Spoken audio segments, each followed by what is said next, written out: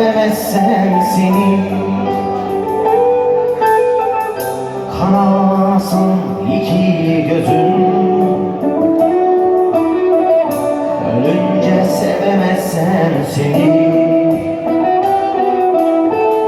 ölünce sevemezsem seni. Ah rahmetin görmeyi, ancak gülüm dermeyim,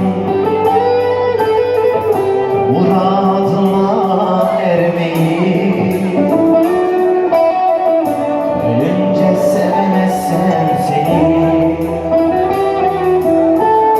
ölünce sevemezsem seni.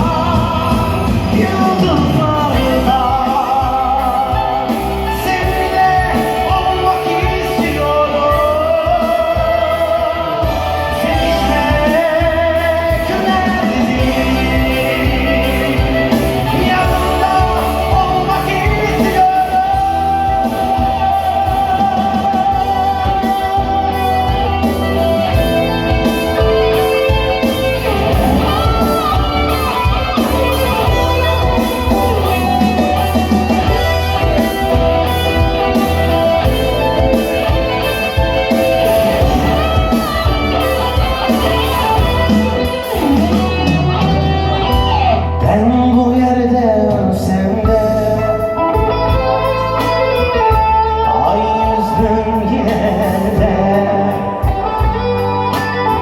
muhtaç olayım namerde. Ölünce sevemezsem seni, ölünce sevemezsem seni.